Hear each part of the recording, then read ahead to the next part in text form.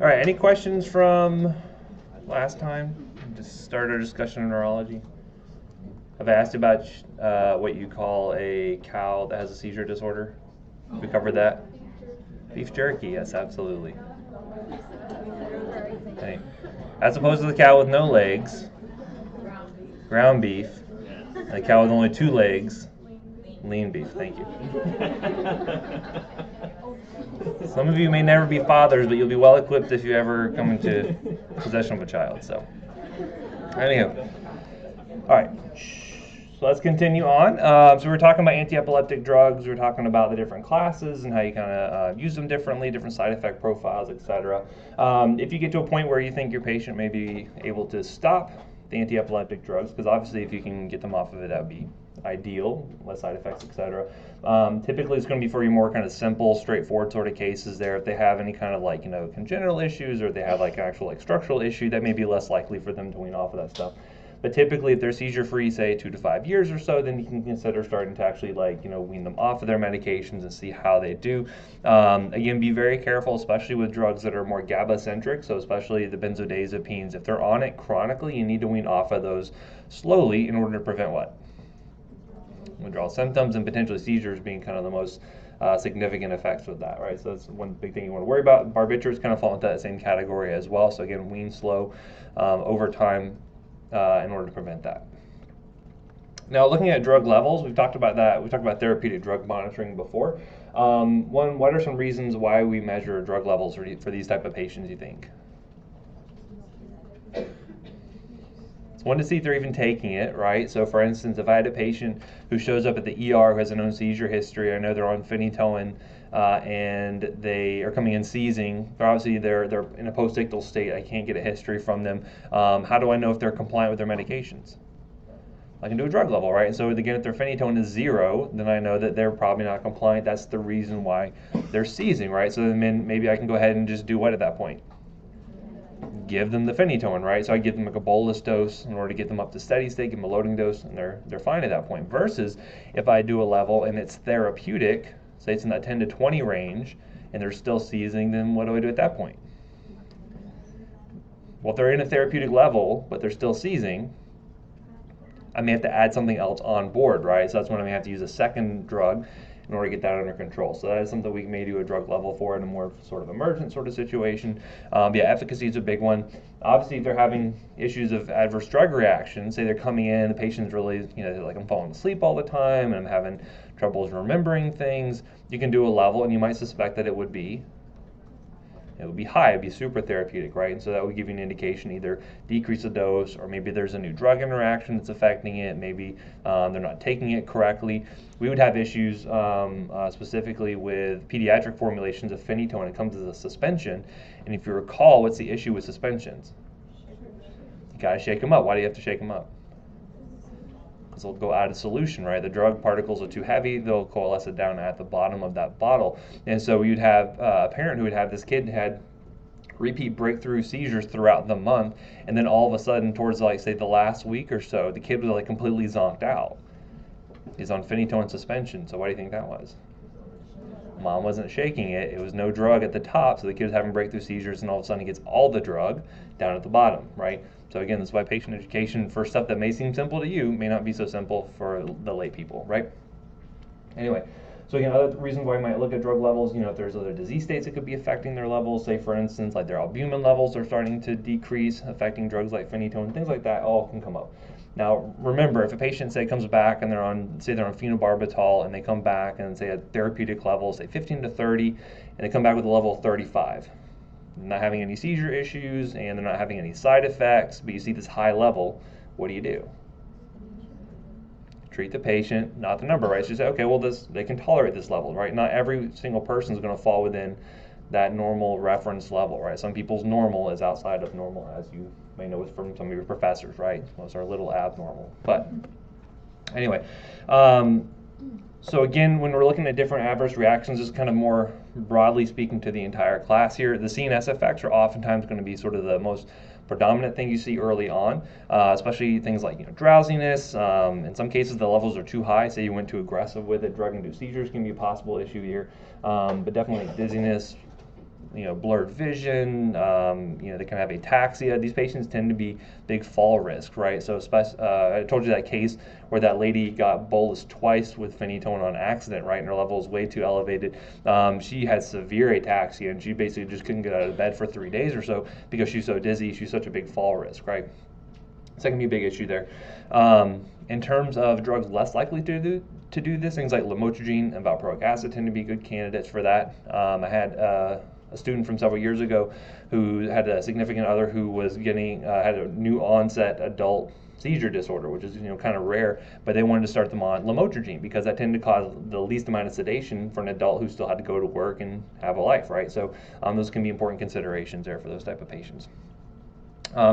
We tend to see less phenobarbital use nowadays, unless they are maybe as like a second, third line kind of agent there, because it tends to be pretty sedating for most of those patients. It's one thing you want to be kind of cautious about. But again, if they're a child and they're not going to school, maybe it's not as big of an issue depending on the case there.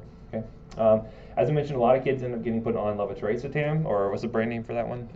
Keppra, very good. And so be careful though, because you could see increased aggression, things like that. So just watch out for that one. Anyway, so those are kind of the main kind of CNS effects you might expect to see out of those patients there.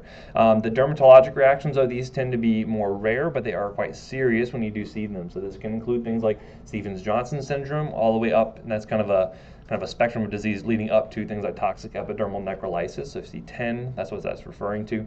And again, they need to be aware if they're taking carbamazepine, ethosuximide, phenytoin, lamotrigine tend to be pretty severe for this one.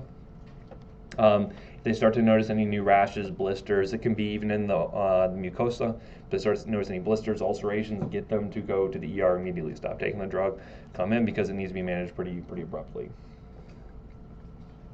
In terms of hematologic reactions, you can see things rarely. Some bone marrow suppression with some of these drugs, so things like agranulocytosis and aplastic anemia, obviously being quite severe. But you can't even see things like just slightly, leukopenia, thrombocytopenia. So you do want to monitor CBC counts as time goes on, get a baseline follow-up. The list of other, laboratory values you're going to be getting anyway, things like their LFTs and whatnot. Again, remember felbamate's really bad because that one in particular caused aplastic anemia. So again, kind of reserved for more refractory cases. A lot of these are going to be managed, are going to be processed through the liver, so you do have to monitor their LFTs, so specifically things like valproic acid, phenytoin, carbamazepine, especially valproic acid. This tends to be a little bit worse in terms of its effects on the LFTs, so you do have to watch out for that. And in fact, there's actually another really kind of rare effect you can see from valproic acid. It's called hyperammonemia, and basically the liver is unable to process ammonia effectively, and you end up getting these elevated levels. And if you ever see someone with hyperammonemia, you might see this like in liver patients with like cirrhosis. It tends to have sort of a sedating sort of effect, right? Kind of this neurotoxicity. And so we actually had one case where we had a teenager. He actually had bipolar disorder, and so we talk about behavioral health issues later on. We'll see that a lot of these antiepileptics get pulled into for providing working as mood stabilizers. And so we had a kid who's on valproic acid for bipolar disorder, but basically he was found sitting in his seat at high school, and he was like basically passed out, right? So if you find a high schooler who's passed out in the middle of class, what do you assume? He's sleeping. Why is he sleeping? Maybe he was not sleeping the night before, but I mean, he's sitting in high school lectures. He's learning all this stuff. It's stimulating. Why else would he be sleeping? Drugs. Thank you. Yes, because high schoolers do drugs, right? It happens occasionally. So, but that's one of the things you rule out, right? So the school nurse was checking him out. This kid was acting completely loopy, was not really communicative, kept falling asleep in the nurse's office, so they call EMS and they bring him in, right? So we do the history, and you assume either, what's the most likely thing the high schooler would get into that could cause that kind of picture? Marijuana. This kid was way too sedate for something like marijuana. Like, this kid was very, very sedate, falling asleep as you were talking to them. So something, what's something they have easy access to? Alcohol, yeah, it's very common in alcohol, right? Most people will have some in their homes, and it may not be in a locked cabinet, so high schoolers have access to it, right? So you think about things, what are most likely, right? So alcohol is definitely high on the differential, but guess what? Alcohol levels were negative, okay? We also say the kid was on valproic acid as a mood stabilizer. We did a level, and that was normal. It was like 75 or something. 50 to 100 is considered normal. And so we were just like, well, we don't know why this kid is acting like this. Does he have a seizure? Is he, we were working up everything, basically. about to get a head CT.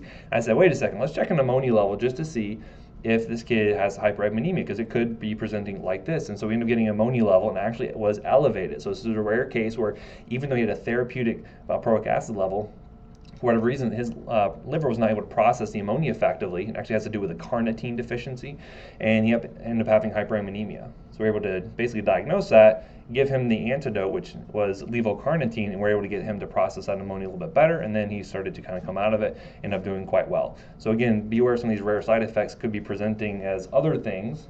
So of course you'd be thinking this kid's obviously high on something, when really it was just an adverse effect to his mood stabilizer, right? Anyway, so again, when you're doing this monitoring, look for things like their seizure control, have them keep a diary of how often they're having seizures, if their family members keeping a diary of that. Look for adverse drug reactions, and remember, if you don't tell them what reactions to look for, they may not know that's what they're experiencing, right? Look for drug levels, CBC, LFTs, and why would I measure sodium? Which drug? Carbamazepine, right? Carbamazepine, and what was the other one we said could cause it more likely? Oxcarbazepine, very good, right? So those are the two you have to monitor for their sodium levels, because they will cause high or low sodium levels. Low, right, because SIADH occurs and you hold on to too much water, dilutes out your sodium, and again, low sodium can present with what? Seizures, right? So again, it's another thing you want to monitor for, to see, okay, kid's presenting with seizures, he was on carbamazepine, but the level was okay. Get that that BMP and look at the sodium level. You know, if it's low, then you know it could be the reason why they're having that seizure, right? Okay, and again, you're going to find that for a lot of the older school drugs, we do have good correlations between clinical effect and their actual drug level. So things like carbamazepine, phenobarb, valproic acid, and phenytoin, those are most commonly going to be monitored. A lot of the newer ones, we don't have a good establishment there between the drug levels and their efficacy, and so frequently we won't be able to get levels. So we give a ton of kids Keppra. We don't do Keppra levels because we don't have a good correlation there. Now, sometimes we'll have our docs will order it anyway, just to see are they actually being compliant with it. And that could be one reason why you would do that. But frequently they're more expensive. They're not done in-house, which means you have to ship them off to places like Mayo Clinic, and it gets to be pretty costly and time intensive, and so not quite as useful there. But things like a phenytoin level, you can get that done in-house, no problem, in the majority of places you might work, right?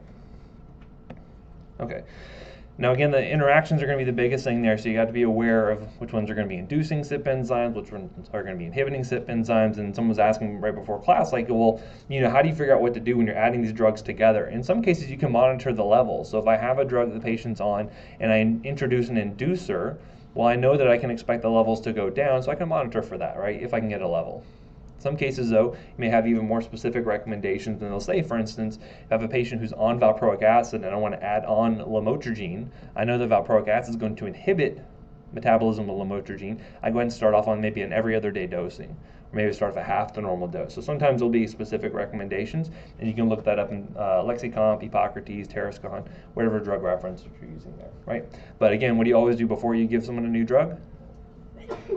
Check the interaction history, right? Get that history, just plop them all in, super easy. See if there's any interactions there that come up as like a D or an X or anything that pops up red.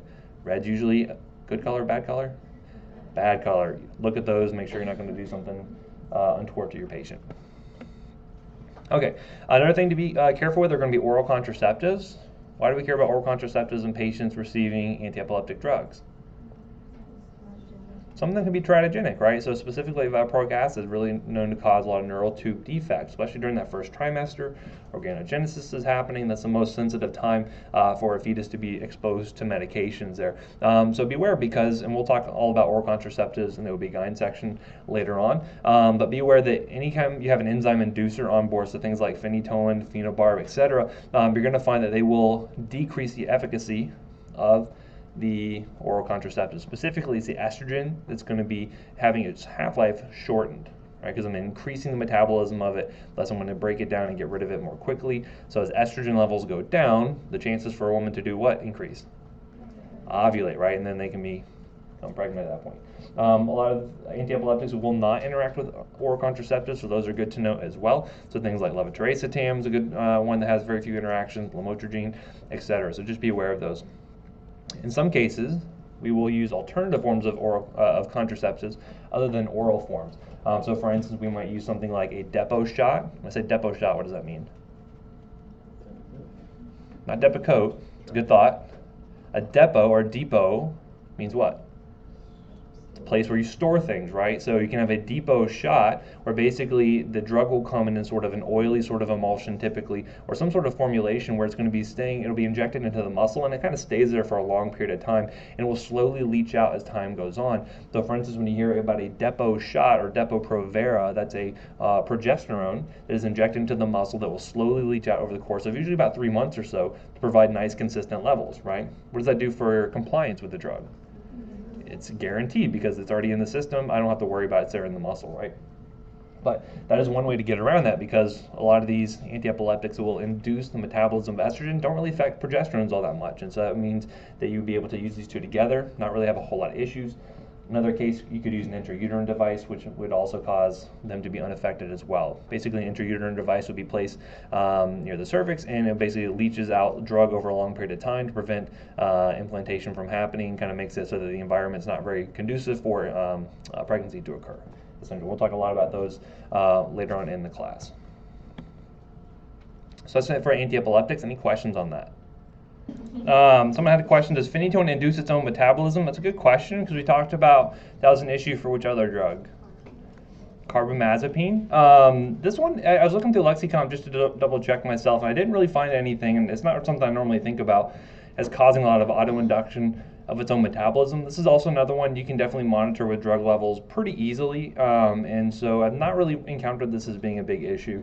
The other nice thing as well is that with this one, because a lot of patients get started with a loading dose, they're already at steady state, and so really just kind of monitoring, kind of changing the maintenance dose as they go on, but it really hasn't been a big issue that I've ever noticed, right, as opposed to like carbamazepine, which is much more significant.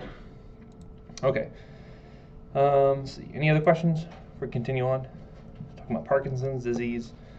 Now what is Parkinson's? Have you guys covered this at all yet? What is it essentially?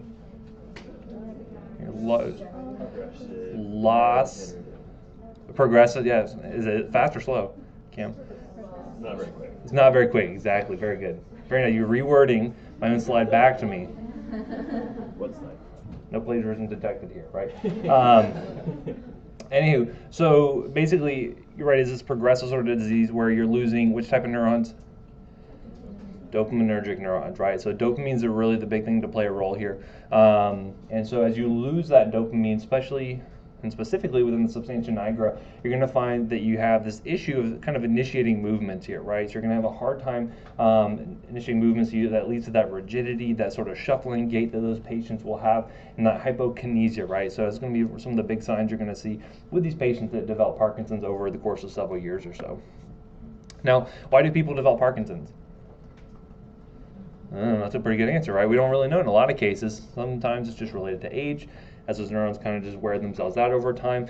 Interestingly enough, there are several drug-induced causes for this. So we actually have a set of drugs that we'll cover in depth when we get to the behavioral section that can induce a Parkinson's-like state, not by destroying those dopamine neurons, but by actually blocking the effects of dopamine.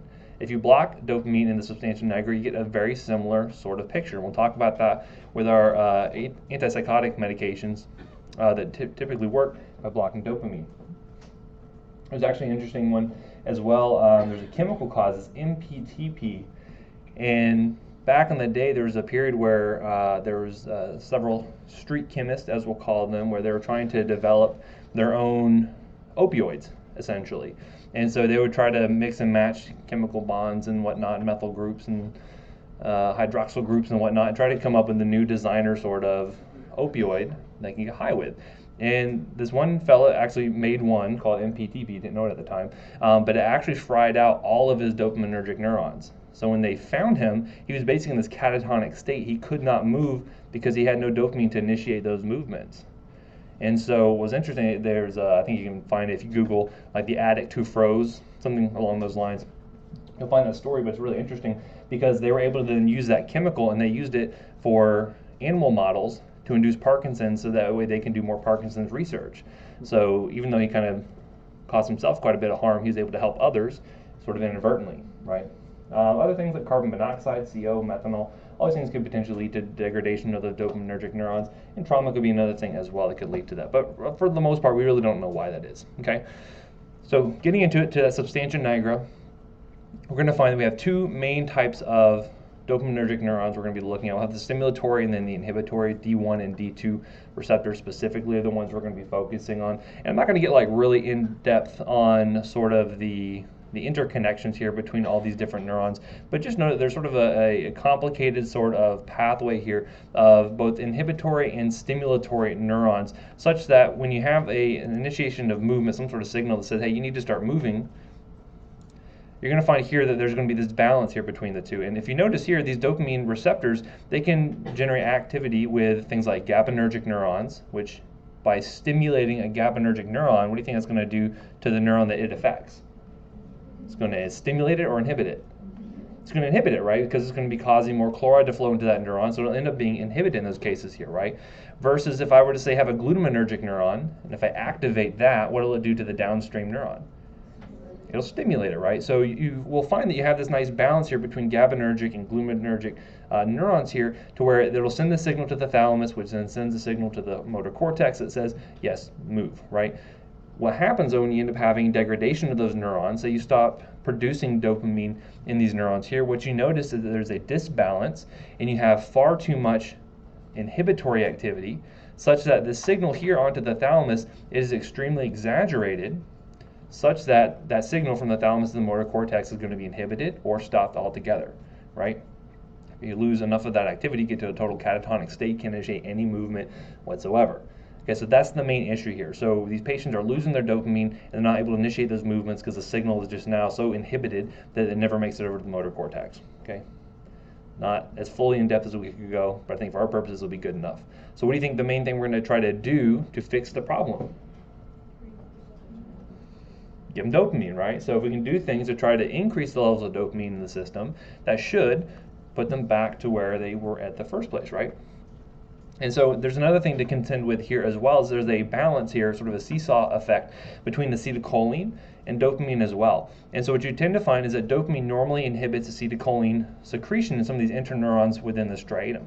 What happens though is that when you decrease dopamine activity, say this slide gets lighter because there's fewer dopaminergic neurons firing and sending off dopamine signals, you're going to find the acetylcholine effect tends to be much greater. It's going to be much more outweighed. And if you think about what does acetylcholine do at nicotinic receptors on skeletal muscle? Activates it, right? Causes contraction. So that's why, especially early on in Parkinson's, you tend to find tremor, right? So they can have a resting tremor due to this increased acetylcholine, right? Because we just said, wait a second, they have a hard time initiating movement, but this is movement they're not even initiating at all, right? So it's overactive acetylcholine causing this tremor at rest, okay? So that's kind of the balance here, and this is going to be important when we're looking at the types of medications that we're using to deal with some of these different effects, okay?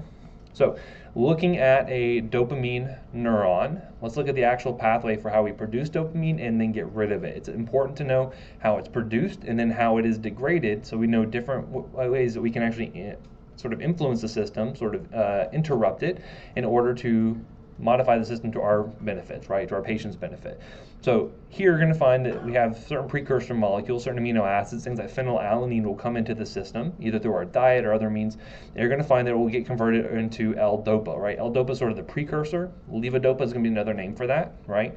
And when we actually talk about sort of the mainstay therapy for Parkinson's, levodopa is going to be a big component of that, right?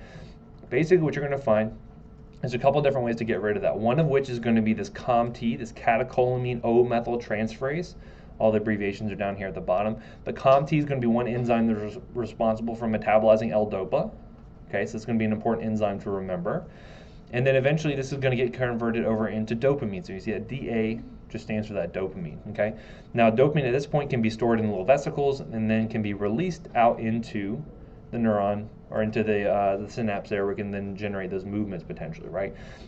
You'll then find there is some reuptake of dopamine because we like to be economical with our neurotransmitters and recycle them if we can. But the way we get rid of that dopamine is by this enzyme called monoamine oxidase, okay? Have you guys heard of monoamine oxidase, maybe in talks with maybe Professor Austin yet? Talked about any, okay, you'll talk about those eventually. This will become important when we get into the behavioral health section as well. The first class of antidepressants that we have were the monoamine oxidase inhibitors. Because monoamine oxidase just doesn't affect dopamine, it also affects things like norepinephrine, can affect things like epinephrine, can affect things like serotonin, okay? So that'll become important a little bit later on. Because actually, when you look at the structural similarities between your catecholamines, serotonin, dopamine, norepinephrine, they look pretty similar. And that's because they have a lot of the similar precursors in things like phenylalanine and whatnot, okay? Again, I'm not going to draw them all out because I can't do that, but you can Google pictures and kind of see what I'm talking about there. But the main point, though, is that monoamine oxidase will affect many of these catecholamines, okay? So monoamine oxidase B specifically here is what's going to be affecting dopamine primarily, and we'll then break that down into byproducts where then some of it may be getting recycled later on. So monoamine oxidase B is going to be another important target enzyme to where we can influence the system, okay? All right, so when we have these patients who are presenting, again, it's usually with some degree of hypokinesia or bradykinesia. They have a hard time initiating movement. That's why they get that shuffling gait that happens there. Eventually can increase in rigidity to the point where they're basically kind of catatonic, kind of locked in to themselves. Has anyone ever seen the movie Awakenings with Robin Williams back in the day? I would recommend checking it out. It was kind of a movie about sort of the first initial discovery of using Ldopa to treat Parkinson's.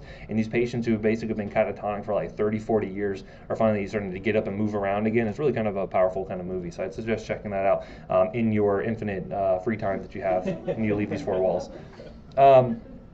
But anyway, so some other things they can develop, things like hypophonia, they may not be able to project their voice as well, just because even that being able to control the volume of their voice can become more difficult as they lose that muscular control thing, things like that, right? So there's a lot of different ways that we can identify this, and typically, is there any kind of lab test we can do to say you have Parkinson's? Not in particular, right? Most of it's going to be based off of their clinical presentation, right?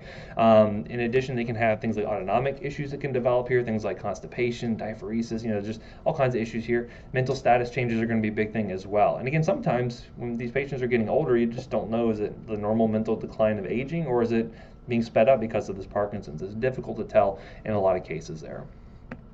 So what's interesting, though, one way we can actually diagnose this, though, instead of doing a lab test, you can actually do what we call a provocative test, where I can actually administer something to the patient, and if it fixes the issue, then I kind of have my idea, okay, yes, this is what it is. So if a patient is missing dopamine and they're having these symptoms, and then I give them dopamine and it fixes it, then presumably it's Parkinson's, right? Because that's the issue, is they're losing that dopamine there.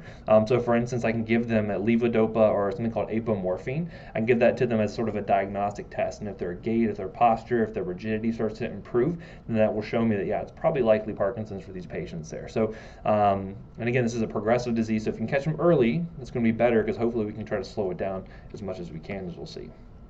So anyway, our goals here are, one, to try to help increase quality of life by helping them to be able to do their activities of daily living a little bit better, and then try to hopefully prevent some of the long-term complications, as we'll see there. But again, ultimately Parkinson's is going to win out in a lot of these patients as they get older, because we will find that as you have more destruction of those dopaminergic neurons, your drugs get less and less effective. Okay, it's kind of the sad state about it, but it's just kind of the way it is. So looking at non-pharmacologic therapy, briefly, again, a lot of it's physical therapy, a lot of it's things like education and support. I know some of our students, at least last year, I'm not sure if you'll have an opportunity this year, but we actually paired up with a speech-language pathology group here, and we're able to do like a talk with actual patients with Parkinson's, and talk about their medications and whatnot. And it was really neat having them ask questions about the medications to us, and we were able to kind of just have a nice dialogue with them. So if that comes up, I suggest you volunteering for that. But let's look at how we will manage this pharmacologically. And will basically be broken down into both early and more complicated states, as we'll see as the disease progresses.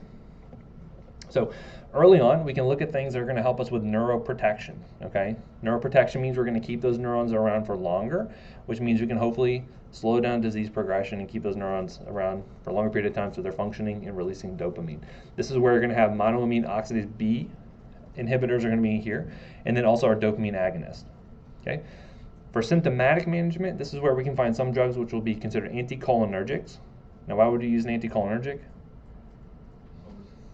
Yeah, we said we have too much acetylcholine being released anyway, causing a lot of that tremor. So we'll see anticholinergics are really good for that initial tremor. We'll find monoamine oxidase B inhibitors and COMT inhibitors, right? So either inhibiting one of those two enzymes can help to manage the symptoms. We'll find dopamine agonists are going to be here, and we'll talk about ergot and non-ergot derivatives. So there's kind of two different varieties there we'll look at. And then finally, dopamine precursors. That's where our levodopa and carbidopa are going to come into play at that point there. Okay, so kind of giving you a prelude to all the drugs we're going to get into as we go forward. So looking at the early presentation here looking at patients who are trying to protect those neurons. Again, the two varieties here are going to be things like our dopamine agonists. So instead of giving the patients the means to produce their own dopamine, we'll just replace it. We'll give them something where they don't even have to release their own. So the idea is kind of taking the stress off of those neurons. They don't have to release as much because those neurons or those receptors are already being activated. And so we'll see that can slow down in maybe 1 to 3 years before patients initially have to start levodopa. So they'll be on it for the rest of their lives? Not necessarily. Early on, they'll be on it until it starts to lose efficacy, and then you have to switch them over. And we'll look at why that is in just a little bit.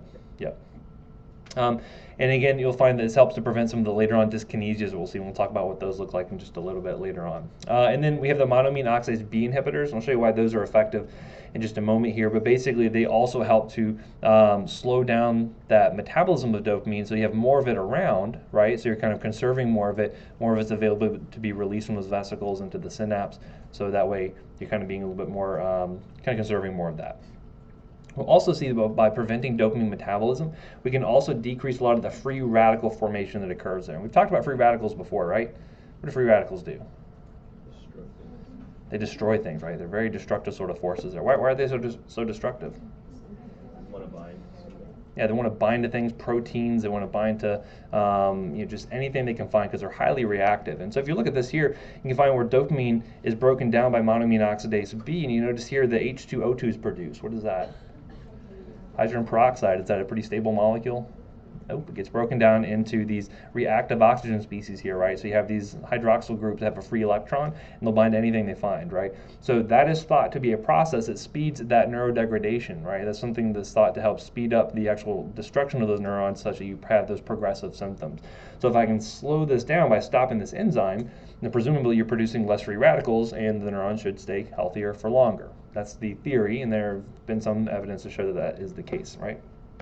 So there's a couple of different agents that fall into this category. We'll have selegiline and then rasagiline. Note here that these are going to be specific for monoamine oxidase B. When you talk about monoamine oxidase inhibitors for depression, those are going to be non-specific. They affect both A and B. These ones specifically here just affect B, so that's a big difference for Parkinson's, okay?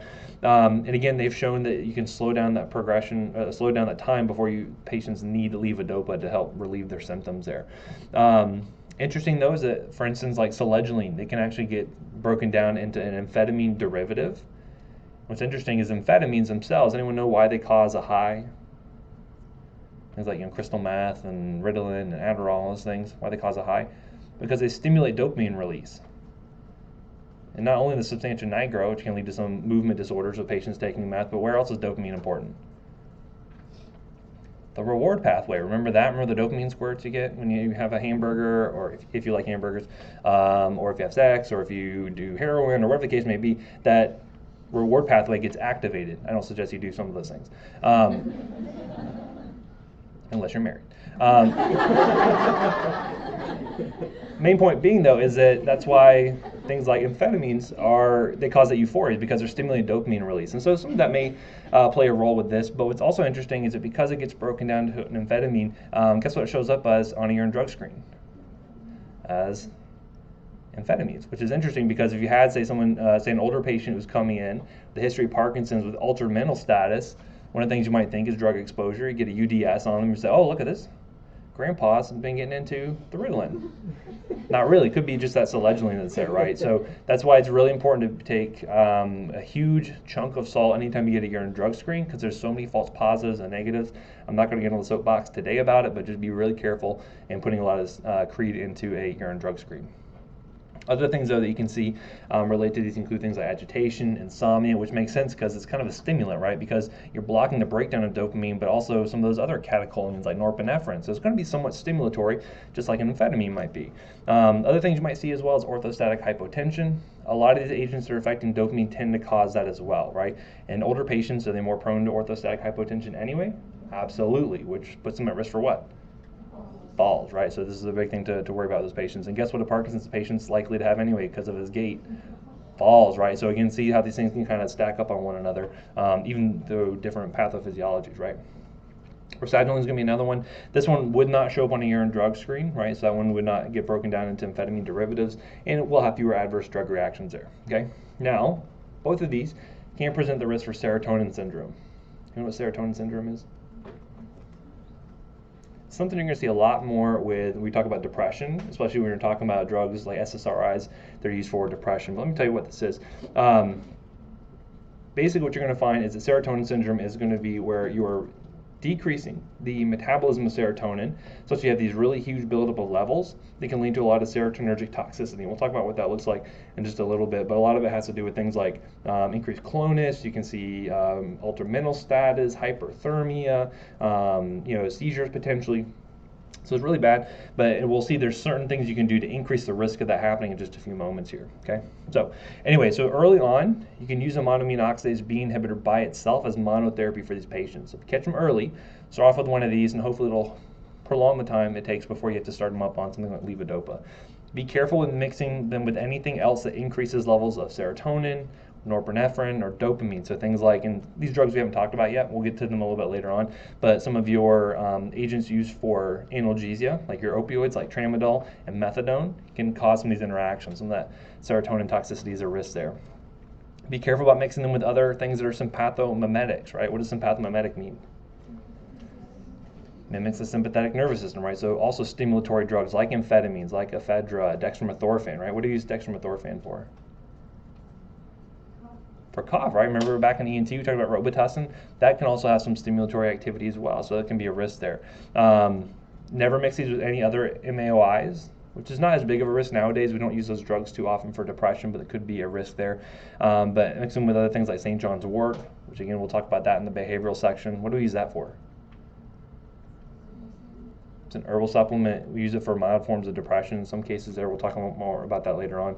And then also in surgery, certain anesthetics could have a reaction here, right? So some of those are just big risks. So the reason why these drugs are kind of problematic, though, being monoamine oxidase B inhibitors, is that there's a lot of dietary restrictions to them. So this means that things that have high amounts of something called tyramine, which is a precursor to things like dopamine and norepinephrine and serotonin, as they have increased levels coming into the body, say from a dietary source, and you're also blocking their metabolism of those catecholamines, what happens to those levels? They shoot up really high, which leads to that serotonin toxicity that we mentioned, right? So this is why we have to avoid certain types of foods. And I like to call these the bougie type of foods, right? So these are foods that your fancy patients might be eating on a more routine basis, right? So things like aged meats, sausages, let's see, some other ones. A lot of it tends to be, in some cases, like spoiled foods. But if you look at things like your fava beans, like I don't know who's a common consumer of fava beans besides like Hannibal Lecter maybe, but aged cheeses, red wine, all these things are typically high in tyramine, and if you were to mix them with a monoamine oxidase inhibitor, either a non-selective or a monoamine oxidase B inhibitor, you'll find this increased risk for serotonin toxicity, so you want to avoid that. But there's a lot of foods they can have, so things like, for whatever reason, having bottled or canned beer lacks a lot less tyramine than if it was something coming from, say, a keg, right, or if it was unpasteurized. So again, a lot of little caveats there, but again, these are good drugs to start off early, but you just have to let them know these are certain foods you want to avoid while you're taking this medication. Okay. So other things you can do early on, especially if they're only really presenting with, say, like a resting tremor, this is where our anticholinergics come into play here, right? So give an anticholinergic, it will prevent a lot of that extra activation of the skeletal muscle and will help to reduce that tremor, which can be kind of problematic for them, especially if they have decreased dexterity because of that tremor. Be aware, though, of the common side effects of anticholinergics, right? Which are what? Blind as a bat, dry as a bone, mad as a hatter, red as a beet, hot as a hair. I feel like I have a couple of those going on right now. Suddenly got warm. Bloated. I get bloated as a bull. I don't. As a bull. Okay. Okay. Well, yeah. You also get bloated too. Because why are you bloated when taking an anticholinergic?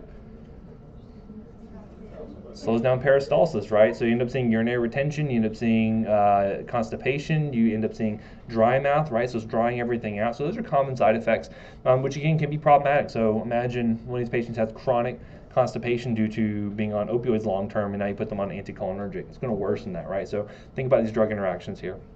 3 drugs that fit into this category include things like benztropine, trihexyphenidyl. Those are 2 new ones here, and then diphenhydramine actually can fall into this category as well. Where have we seen diphenhydramine before? All over the place. Allergies, seen it used for ENT concerns, seen it used for a lot of different purposes, right? So again, normally we think about Benadryl as being what type of drug? Antihistamine. but it's also going to be anti-muscarinic, right? That's why we see a lot of different side effects, like things like the drowsiness, so you see the drying effects, et cetera, right?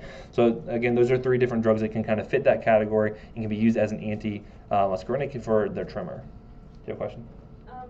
Kind of. Is that where you see the rebound, like excitation in kids too with the diphenhydramine? Would you worry about that here?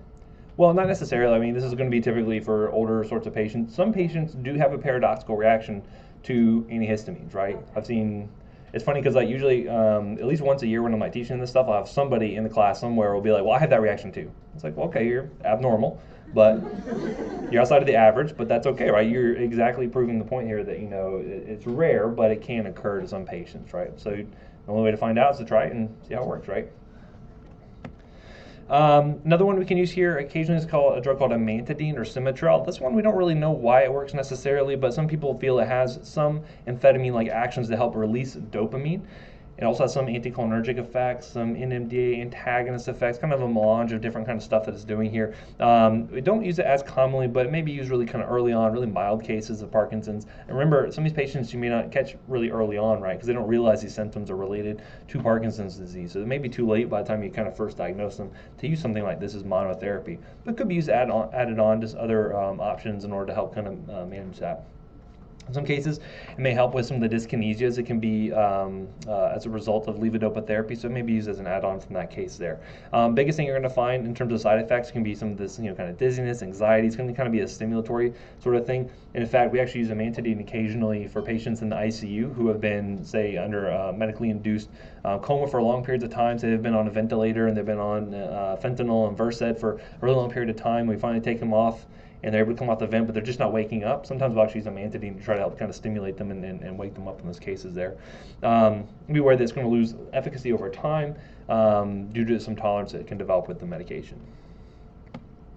Okay, so switching gears and going to our dopamine agonists. So these typically are going to be activating both D1, D2, and sometimes D3 receptors. D3 is not as important clinically for our purposes, but D1 and D2 certainly are. They're going to fall into 2 different categories, right? They're going to have the ergot and the non-ergot derivatives.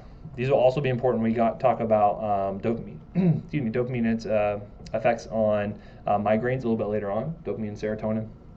But again, instead of using a monoamine oxidase B inhibitor, you could use one of these dopamine agonists instead. It won't be as good as using something like levodopa, carbidopa, but it's going to be an alternative, right? Trying to help stave off the destruction of those neurons as long as you can. But a lot of patients are going to lose efficacy over the course of several years and end up having to switch over anyway, right? So you're going to find similar side effects with the dopamine agonist as you would with something like levodopa, so it would be pretty synonymous there. You can see things like, you know, confusion. You can have this orthostatic hypotension. That's going to be a big one for a lot of these patients here. Dyskinesias that can develop basically from too much dopamine stimulation, causing inadvertent movements when they don't mean to, can be an issue there. Does anyone know what punding is? Ever heard that term before? Kind of interesting. So it's basically it's this like desire to like put things in order or to like take things apart and put them back together again. And like, you know, little kids will do this too. Like, you ever seen like kind of just like stack stuff up in order? Like my kids are starting to do that too, which could be a sign of autism. Not really sure, but I don't know, I think they're just doing it because it's kind of fun. But basically, like my kid like is super into dinosaurs, and she'll just like line up all the dinosaurs like from smallest to largest. I'm like, that's super cool, like good for you. But that could be a sign of something like punding if you had a patient who's on one of these dopamine agonists, right? So it's kind of a unique sort of side effect there. Anyway, some other things to note with the ergot derivatives, it can cause some issues, causing this retroperitoneal fibrosis. Rare, but it can occur in some valve disorders. So could maybe not the best for patients maybe have a history of cardiovascular disease potentially.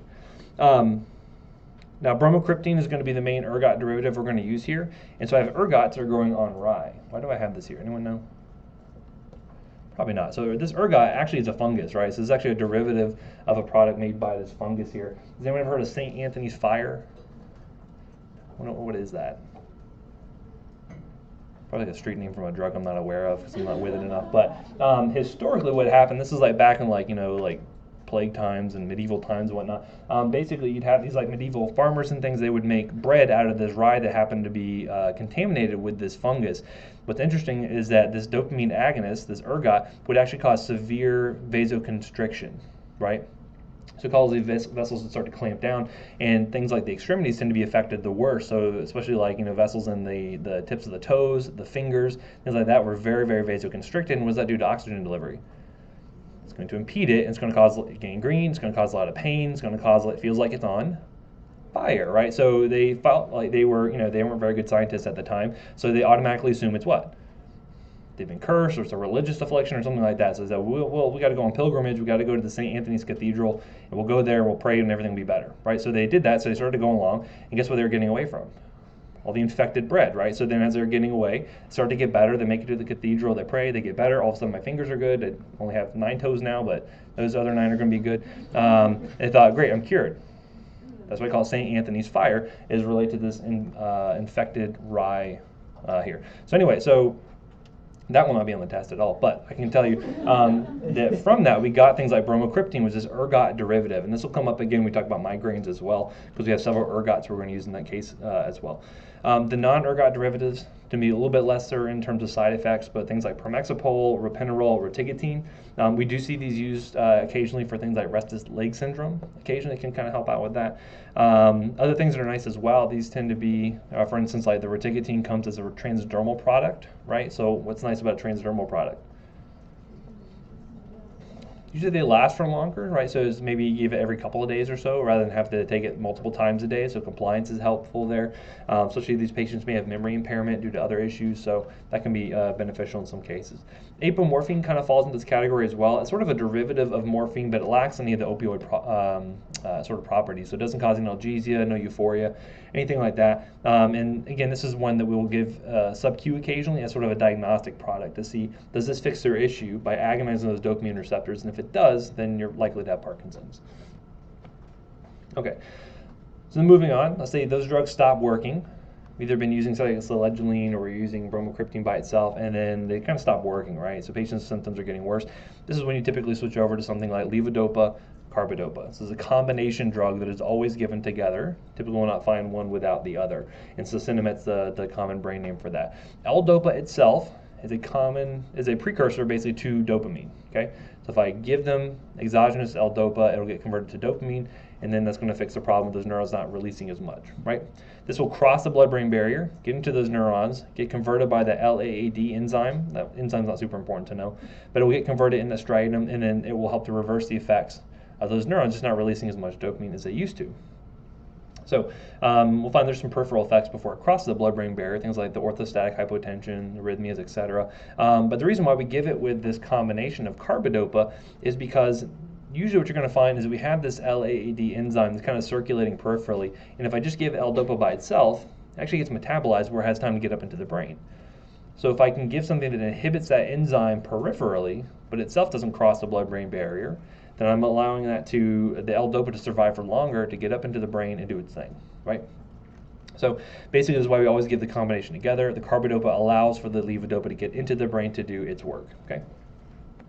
So interestingly, you're going to find that because Ldopa sort of looks a lot like the amino acids that are sort of precursors, things like the tyramine, phenylalanine, whatnot, it actually can be, the absorption of it can be saturated within the duodenum, right? So your small intestine can only absorb so much protein at any given time, and so you'll end up finding that you can actually block absorption of this if you're giving either too much of the drug, or if you're giving it at the same time the patient's trying to absorb other amino acids, which would happen normally around mealtime, right? So we actually can tell them in some cases that, hey, change around where you're having your protein at during the daytime during the day in order to make sure it doesn't compete with the drug there. So for instance, one of those talks we're having with Parkinson's patients, this nice lady was telling us that she actually has to make sure she doesn't eat her eggs in the morning when she takes her Sinemat. She has to make sure she moves them over and eats them at lunchtime. And that helps her drug to work better because now her small intestine is not competing for the same sites for those amino acids to be absorbed, right? So giving the drug by itself allows it to be absorbed much easier versus having to compete with a bunch of other amino acids, right? I know why no one likes to get along with amino acids. It's an amino acid, right? Like, sorry, I had to break it up somehow, right? Speaking of protein, though, sometimes we like to give you life advice, right? Professional advice when you get out of school. On average, 10 years you're elder, so I can give you some advice. I decided in terms of stocks to get a little bit more diversified as of late, and I've started to get into cheeses. It's a booming cottage industry, so.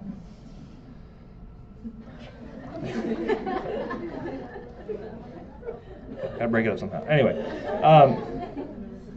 so looking at this, when you give Ldopa by itself, again, pretty short half-life, but by combining with carbidopa, you're going to extend that out and allow it to work a little bit better. Another way we can actually help the drug to work even longer is when we give a COMT inhibitor. Right? Remember, COMT was that other enzyme we talked about that itself metabolizes Ldopa.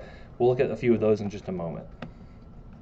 So we're going to see that you could start off every Parkinson's patient with Ldopa by it, or you can start them off on Sinemet initially. That would certainly fix their symptoms, but it doesn't necessarily help to preserve those neurons for all that long. And so usually you're going to start them off on one of the other therapies first, and then eventually switch them over to Sinemet. We'll talk about the Sinemet honeymoon, or the levodopa honeymoon, just a little bit, what that means, because patients are going to get a lot of really good symptomatic relief as soon as they start this, right? It's basically going to fix all their issues. The problem, though, is that the drug will become less effective as time goes on, and we'll look at why that is in just a little bit. Again, similar side effects to the dopamine agonist, because they're kind of doing the same thing at the end of the day. So you can have patients that develop hallucinations, insomnia, the orthostatic hypotension, again, being a big issue. So again, you don't have to know the dosing or anything like that, but notice here that the dosing is typically going to be altered based off of the levodopa content, right? So again, you can kind of keep increasing the dose, but at a certain point, the carbidopa will cap out, even though you can still give bigger doses of the Ldopa. So that's why you're going to see that the different dosing combinations there. And usually you're going to cap out at the end of the day based off the carbidopa amount there. We can do other things too to help out with the kind of the blood levels to keep more steady. So we have things like CR formulations. What does that stand for? Anyone know? Continuous release. Or controlled release, continuous release, right? So it helps to slowly allow you to absorb the drug throughout the GI tract over a longer period of time, and that prevents extremes in peaks and troughs, right? So if I just give an acute sort of immediate release dose, you get a very high peak, but then a trough can develop soon after, versus if I give a controlled release preparation, that will help to have more of a plateau sort of effect throughout the day, okay?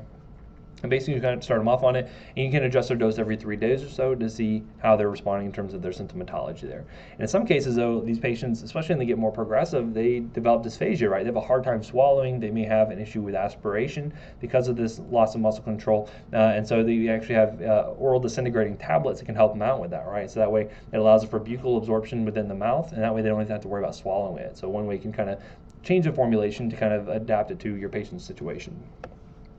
So again, a lot of people don't feel you should start off with Sinemet mainly because by giving more Ldopa, you develop more of those free radicals. So they think that that can actually help to stimulate further degradation of those neurons a little bit more quickly, which is why a lot of people like to start off with something like, you know, Selegiline or another monoamine oxidase B inhibitor. And again, those are going to be more likely to be neuroprotective versus Ldopa we know is not necessarily going to do that. So again, as I mentioned, the other way you can help these drugs to work a little bit better is going to be by giving the COMT inhibitor. By blocking that enzyme, you block the metabolism of Ldopa itself, and it allows to have a little bit better, more of it is going to get converted over into dopamine in those cases there. Which is why it's important that actually when you first initiate a patient who's maybe taking Sinemet for a while, and then you start off on one of these COMT inhibitors, you actually reduce your Ldopa dose by about 25% or so. Why do you think that is? Yeah, less of that COMT is not working as well, so you're going to have a big spike in Ldopa levels if you didn't change that dose there. So you can end up seeing more dyskinesias and whatnot. So that's why you end up dropping the dose a little bit there. And again, you always want to make sure you're tapering off, because otherwise you can see some of those withdrawal effects as well with that one. You never want to give a COMT inhibitor at the same time as a monoamine oxidase inhibitor, right? Because it's too much blocking metabolism there, more likely to see that serotonergic toxicity, dopaminergic toxicity. Just don't do it, okay? Now, and again, most of the adverse effects are mainly going to be from its potentiation of levodopa, right? So again, it's just making that work too well, where you end up seeing a lot of those dyskinesias, orthostatic hypotension, etc. One other thing to note as well is this one will change the color of the urine, kind of a brown-orangish kind of discoloration, right? Which could be problematic if you didn't know about that, because you may think something wrong is happening when it's really not. We have two here, tolcapone, and then the more commonly used one is going to be entacapone. Tolcapone has an issue with LFT increases and causing hepatotoxicity, so that one's not used as often. However, entacapone gets used pretty commonly, and you can even find combinations of all three drugs here. So you use a COMT inhibitor, carbidopa. Both of those are just allowing for more of that levodopa to get converted to dopamine and do its work, right? So how you would kind of figure out the treatment algorithm here, again, once you have your diagnosis, again, you consider, okay, well, kind of how bad is their symptomatology? How much is it affecting their, their daily living? Can they do the things they normally want to do? If they don't really have a lot of impairment here, you start them off on something like Rasagiline, right? Why would you start them off on a drug like that? because it's neuroprotective, right? It's going to help keep those neurons stronger for longer. So this is why you start off with something like that if they're not really having a ton of symptoms there. If they're starting off with just tremor by itself, that was really the main presenting symptom, what would you start them off on? Like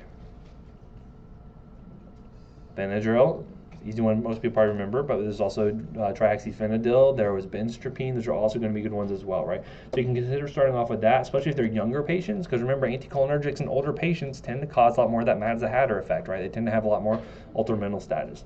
If they were not a good candidate for an anticholinergic, what do you go to?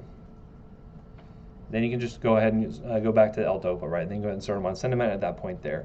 Again, if they're just presenting not so much tremor, but more that bradykinesia and rigidity, then you consider starting off with a dopamine agonist like bromocriptine or something like that, rotigotine, and then eventually that still is not working, then you move them up to Sinemet, right? So eventually everything falls back to Sinemet if the other agents are not working there, okay? Again, if they're having postural instability, physical therapy is going to be a big help here. The older they are, typically you're going to go more towards the Ldopa. The younger dopamine agonists tend to work a little bit better for them because, again, think about your orthostatic hypotension, blood pressure effects, etc. So, and again, normally what happens for a lot of these patients here is you start off early, especially if you catch them early with monotherapy. You're going to eventually have them on multiple medications, right? So they may be on something like bromocriptine and say selegiline, or maybe trihexyphenidyl plus selegiline. There'll be polytherapy, and then that starts to fail, right? At this point, this is where you're going to slide back to monotherapy, where eventually these patients are just going to be on Ldopa by itself for the most part. Maybe a COMT inhibitor, but for the most part, just Ldopa. And this is what we call that levodopa honeymoon, because you'll start them on Sinemet, and again, all of a sudden their symptoms are just vastly improved. And again, go watch that movie Awakenings, you'll see that, and there's probably some clips on YouTube you can find where it just shows them like they're able to get up and walk around, like they're able to do things they were not able to do at all before. They're basically locked into a wheelchair. And so it really helps out a lot. But again, as those neurons get fried and they get worse and worse, eventually it's going to be less and less effective. So some of the things you're going to find, some of the late complications of Parkinson's disease are going to basically be doing where the drugs are either going to become too effective in certain points or not effective in other ones. So you can have these motor fluctuations where basically you can have issues to where maybe you give the medication, it's working for a while, but it starts to wear off a little sooner than it used to, right? Kind of wears off more quickly than you would expect.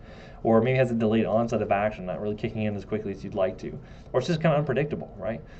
Some cases here you get these dyskinesias where they're having sort of exaggerated movements that they're not initiating themselves because they're having too much dopamine agonist effects, right? So it can be sometimes due to dose, like a peak dose effect. We'll look at some other cases of that just a little bit.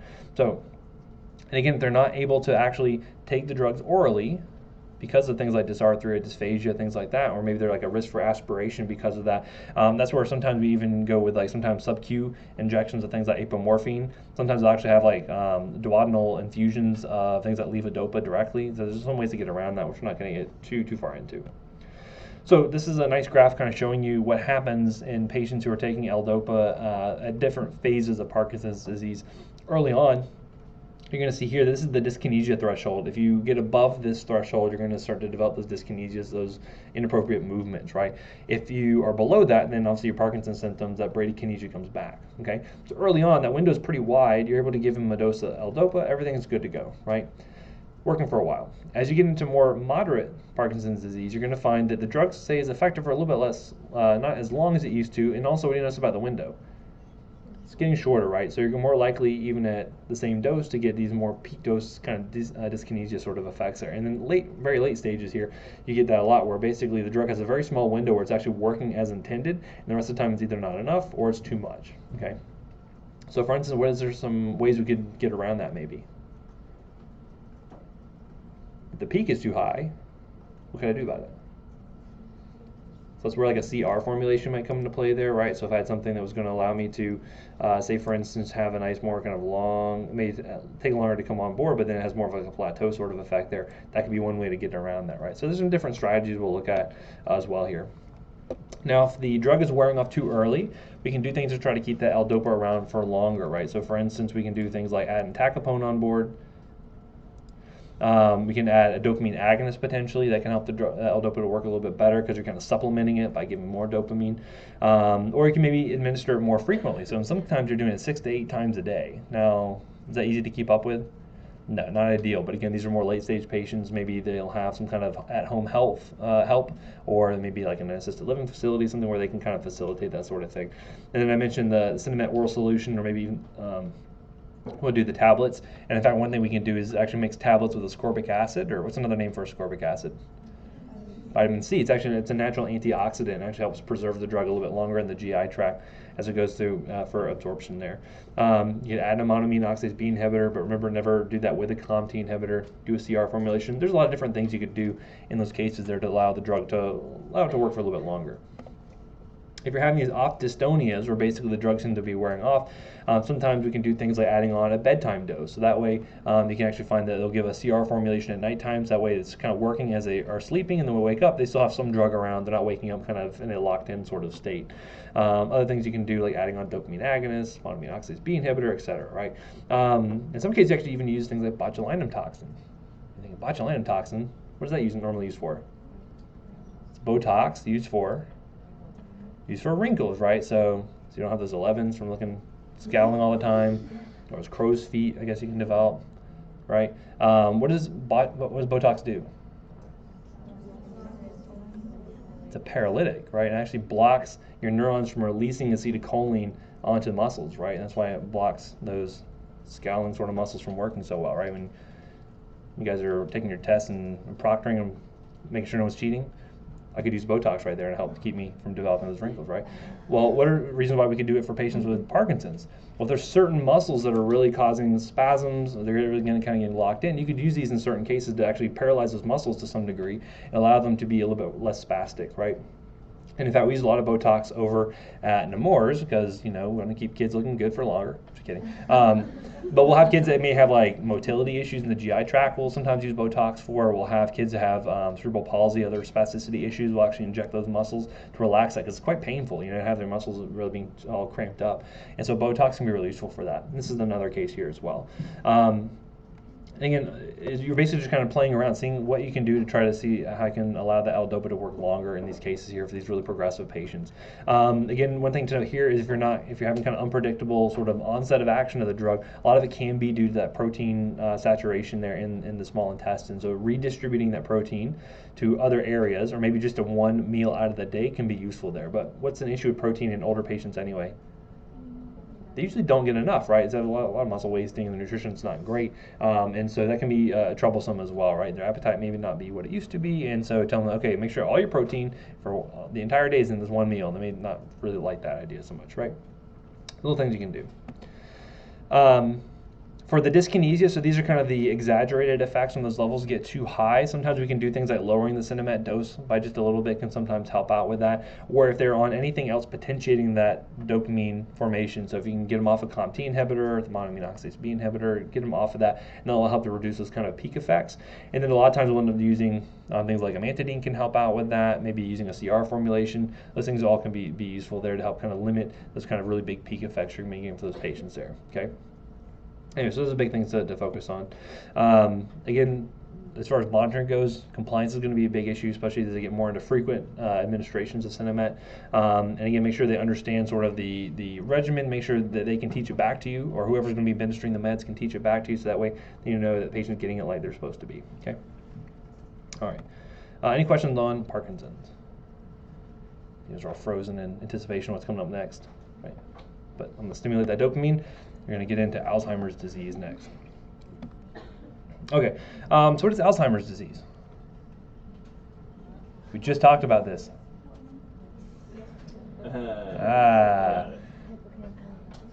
Yes, so the hippocampus, which is normally responsible for memory, you end up losing some of the acetylcholine neurons. So instead of having a disease state where we're losing dopaminergic neurons, now we're switching over to losing acetylcholine neurons, right?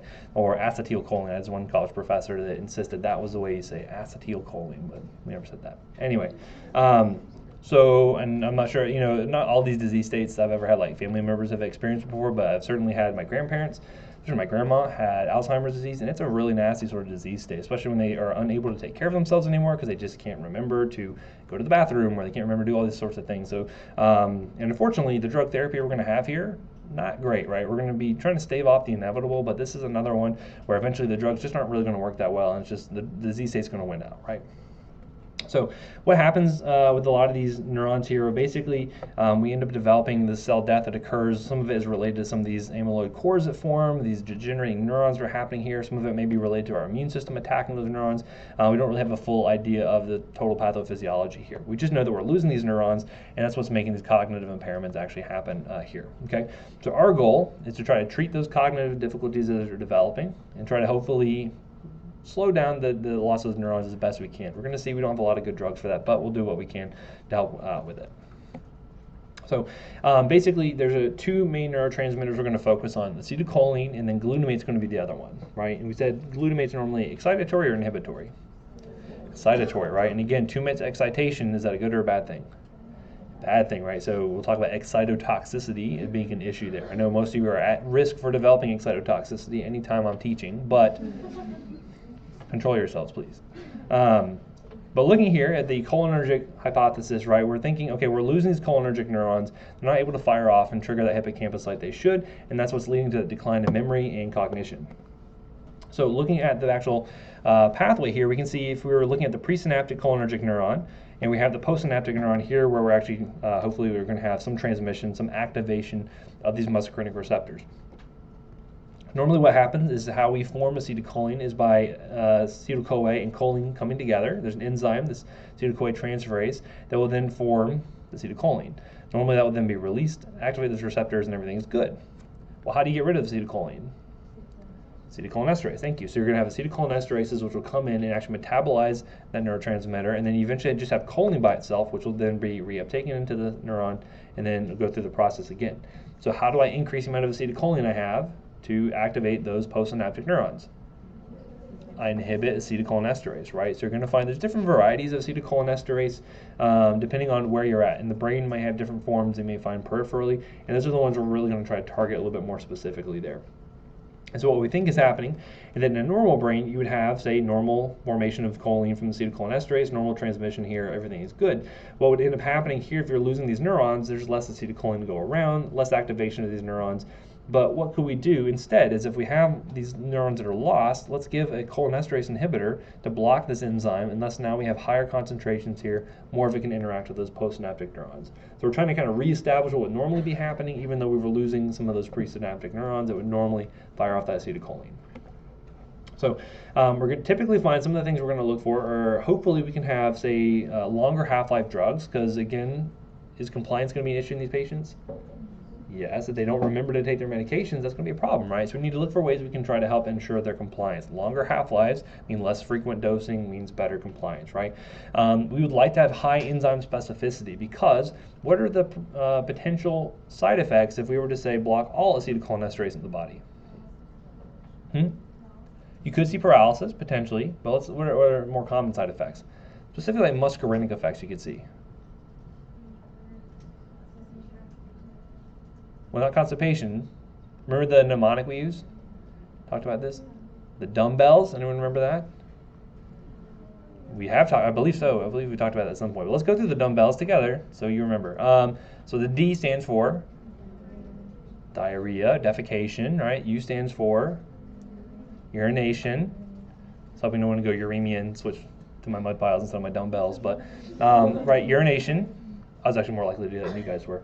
The M stands for meiosis or mydriasis? Meiosis, right? If you think about, if you have an anticholinergic, you're blind as a bat, you have mydriasis, you can't accommodate, right? Your pupils are wide open. If you think about a cholinergic agonist or something blocking acetylcholinesterase, thus increasing acetylcholine levels, you get meiosis, right? You're overactivating those muscles there in the pupil. Okay, so we have the meiosis. What's next? Bradycardia. It's a killer bees, right? These are the things that can be potentially really problematic in some patients. Bradycardia is going to slow down the heart. What about in the lungs? Bronchospasm, potentially, right? Bronchospasm, and then we're generating fluids everywhere. Bronchorrhea. Yeah, so you're going to have bronchorrhea that can develop. They can develop fluids in the lungs, right? Increased secretions of fluids. Okay, so those are killer bees. And then we have E for, if I have stuff coming out of the bottom end, and you have stuff coming out of the emesis. Thank you, top end. Causing emesis. L, it's just so sad. No, lacrimation would be tearing, right? And then if I see a big juicy hamburger, I'm going to personally go salivation, right? I'm going to start salivating, right? So again, secretion coming out everywhere. So you can see those side effects that could occur here, and it may be to a more mild effect, right, in these patients, but it depends on how specific we are for those particular enzymes. If I'm not specific at all, then I'm much more likely to see those dumbbell sort of symptoms that can develop there, right? Also, we want to make sure that our drug can actually get across the blood-brain barrier to its actual site of action there, okay? So again, remember the cholinergic toxidrome dumbbells, they even had it on the slide, you guys. It's right there. I'm just kidding. Sometimes I forget what's even on the slide. I'm not looking at it. I'm trying to look at you guys. Anyway, so what we want are going to be some drugs that are centrally acting. And again, these are going to be good for more mild to moderate cases of Alzheimer's, right? So again, the more progressive it is, the less likely these drugs are to work because I just had less presynaptic neurons to actually release acetylcholine in the first place. And so they are used to help kind of improve that memory, that cognition. But this does not do anything to help slow down the progression, right? It's just going to help to treat the symptoms. It does not actually help fix the actual underlying issue there. So there's a couple of different types of acetylcholinesterase, and actually this is, like, I think has the record for one of the fastest enzymes in the body. It's a very quick acting enzyme. The one we're going to be looking for is mainly this G1, which is going to be found in the brain, and there's also one called butyrylcholinesterase, which is also found in like glial cells and can also be somewhat useful here for Alzheimer's as well. So again, we have different varieties. Again, if it's not specific at all, you're more likely to see those dumbbell symptoms, okay? So here's a couple of drugs we have here. This Tacrin one, you don't have to worry about too much. We don't like it as much because of a lot of the side effects we end up seeing here. It had very severe hepatotoxicity. You had to dose it very frequently because the half-life was so short. So, but this is the first one we had, but it wasn't perfect, right? So again, usually the first try at something is not ever the best. And so we moved on to something else, right? So this is where we have three here that we do still use called donepezil, rivastigmine, and then galantamine. I'll talk about these more specifically as we go on. So donepezil or Aricept is going to be one of the first ones we'll talk about here that are relatively specific for acetylcholinesterase, especially the one isoform that's up in the brain. The nice thing here about it is it has a very long plasma half-life, so dosing frequency is very infrequent, right? You only have to do it one time a day, and then you're good, right? So this is better if you have patients who are maybe having caregivers just administer it to them one time a day, or if they can remember to take it themselves, that's great. Also, it helps to limit a lot of those mild cholinergic the peripheral cholinergic effects. So again, you don't have to worry about the urination, the defecation, etc. It's not going to cause a lot of issues from that standpoint. And again, think about Alzheimer's patients as they get older, more progressive. What happens a lot to their ability to hold their bowels? It goes away too, right? So you don't want these drugs kind of exacerbating that and making them seem like they're incontinent when really it's just the medication that caused that in the first place, right? Could be some CYP interactions here you do want to watch out for. So for instance, with donepezil specifically, if you have something blocking 3A4 that could interact with it, could increase your risk for those side effects there. We have rivastigmine here. Now this one has a pretty short half-life, so only 1 to 1.5 hours. So you'd think that this is not great, right? But the nice thing here is it actually covalently binds to the cholinesterase, so it's a much more secure bond, which means once it binds to the enzyme, it's going to be sticking around and actually working for a lot longer, which is nice. It takes a long time for this to actually dissociate off of the enzyme itself. Okay, it's about 9 hours or so. So that does help to where you only need to maybe take it twice a day. Not as ideal as Aricept, but it could be beneficial, more so than, say, something you're taking, say, 6 times a day. Other nice thing here is that there's really no drug interactions to note, specifically metabolism interactions there. So if you had a patient who's on a pretty strong 3A4 inhibitor, maybe Aricept was not a good option, this might be a good alternative for those patients there. Okay. And then galantamine, this one has sort of a moderate half-life here, but it's dosed twice a day, kind of similar to what we saw with the rivastigmine here. And again, you know, some mild peripheral cholinergic side effects, but no hepatotoxicity like we saw with Tacrin, so it's kind of beneficial from that standpoint. However, you will see some drug interactions here in terms of it being metabolized by 2D6 and 3A4. Obviously, 3A4 is a more common one you're going to run into in terms of inhibitors, right? And in fact, in some cases, you may actually have some formulations there that actually are transdermal, and that can also really help out with compliance as well. Just applying a patch every couple of days or so, again, will help out with compliance in a big way. However, if the patients are applying it themselves, what can happen sometimes, do you think? Yeah, sometimes they forget to take the old ones off and actually can apply way too many. So you find them sometimes coming in having altered mental status and they're having diarrhea and all this, and realize they have like 3 or 4 patches all on at the same time, right? So there's things where it's really important, especially if they're coming in, for certain causes like altered mental status. Like make sure you do a head-to-toe exam, right? Make sure you look at everything because there could be something there you're missing, right? Have someone who keeps nodding off and you can't figure out why, and they could have a fentanyl patch on them you didn't know about, right? Unless you actually did the full exam.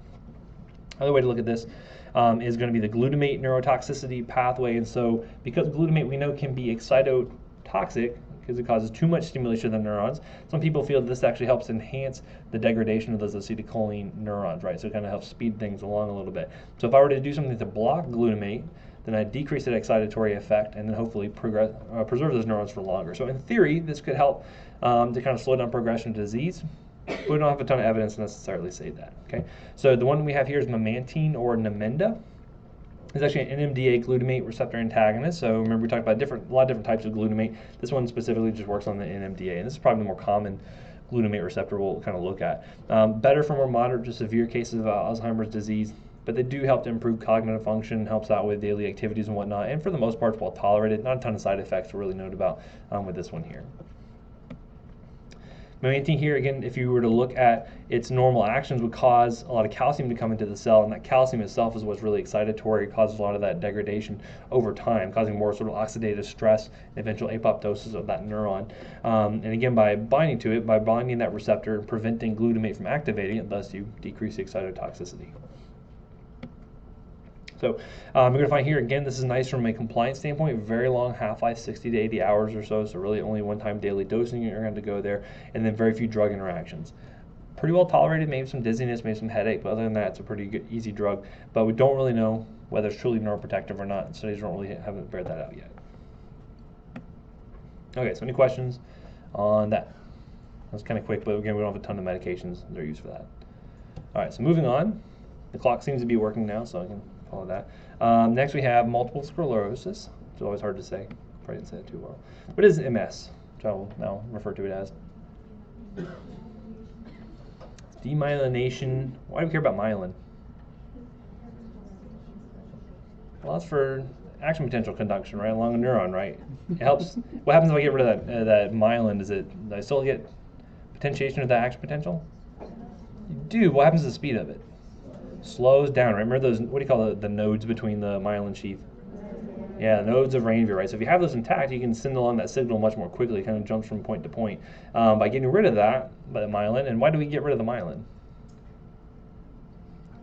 It's an autoimmune condition, right? So again, the body's own immune system is attacking that myelin, that is stripping those neurons of that and slowing down those signals there, right? And again, you're going to find that as we start to get into things like rheumatology, as we get into things like, we talk about GI drugs, when we talk about multiple sclerosis, the nice thing with a lot of these autoimmune conditions are, guess what? A lot of the drugs are used the same, right? So again, if I have too much inflammation happening, what can I give them to decrease inflammation? Maybe NSAIDs. We'll talk about that with rheumatoid arthritis specifically. What else could I give? Steroids, right? Steroids are always going to be a cornerstone for a lot of these drugs, or a lot of these conditions, especially when you have like severe flare-ups. Corticosteroids are always going to be kind of a go-to. You're also going to find a lot of sort of double duty being pulled by some of these monoclonal antibodies that we'll get into, to where they'll have similar targets, things like interleukin, things like tumor necrosis factor, things like that. You'll find will be used across many different types of disease states, because you're like, well, Crohn's disease and rheumatoid arthritis and multiple sclerosis, like those aren't entirely different, but if you think back to the pathophys, it makes sense, right? So the immune system is the problem, right? So you're helping to tamp that down. So anyway, so what you're going to find here is that you'll develop these like kind of plaques and these sclerosis areas. It just doesn't conduct the normal action potentials all that well. Okay, and again, I'm not going to get into all the details here, but just know there's a lot of inflammation happening, a lot of cell signaling, and there's going to be multiple steps along this pathway that can inhibit that, either by giving something like a corticosteroid, which decreases inflammation kind of from the top down, maybe giving certain drugs like monoclonal antibodies that target certain CD receptors, or targeting certain cytokines, things like interleukin, things like that. These are all going to be really helpful here. Also, is this going to be a reversible phenomenon though? No, the neurons are not really good at regenerating themselves such that once the damage is done, this kind of is what it is.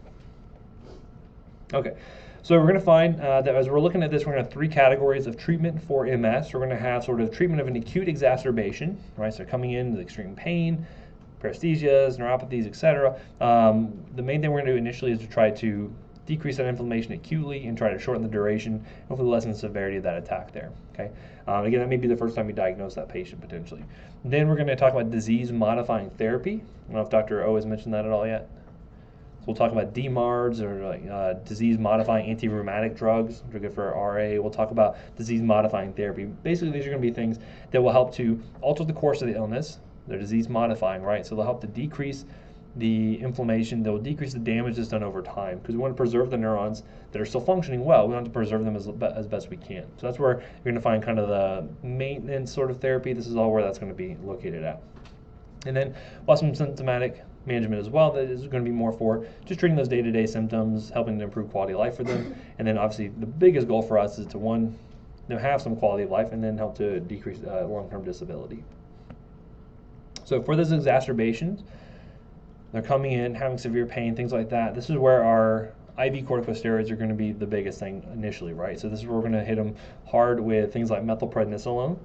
For say, a lot of times they're coming in patient, and we'll give them say 3 to 10 days worth of high-dose corticosteroids, and that's going to help to decrease that inflammation. It also help to decrease in things like edema around the area of demyelination, helps decrease a lot of the damage that's being done right there. Now again, when we're giving them long-term corticosteroids like this, what do we have to think about? And they come off the steroids eventually, because again, is it ideal to keep patients on corticosteroids long-term? No, why not? There's some effects. Heard whisperings, but adrenal crisis, or certainly if you have an abrupt withdrawal, what else can happen long term being on corticosteroids? What happens to your glucose levels? They're glucocorticoids, hyperglycemia, diabetes. What happens to, say, your cholesterol levels? LDL is going to go up, right? So you can see atherosclerosis happens because of that.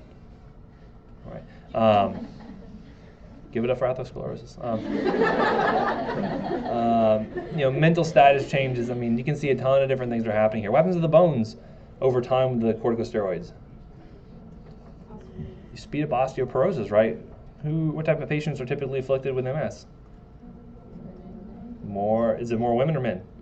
More women, right? So they also have to think about this and think about postmenopausal women that have MS. They already have to worry about that in the first place, right? So these are things you consider here. Ideally, if we can get them off the corticosteroids, that's going to be the ideal thing. So we'll talk about that more in the disease-modifying sort of phase of treatment there. But typically, you hit them high-dose corticosteroids early on, 3 to 5 days or so, should start to see some improvements in their symptoms there. But again, look for things like their sleep disturbances, right? Because again, it just makes you kind of feel not yourself when you're on really high-dose steroids like that.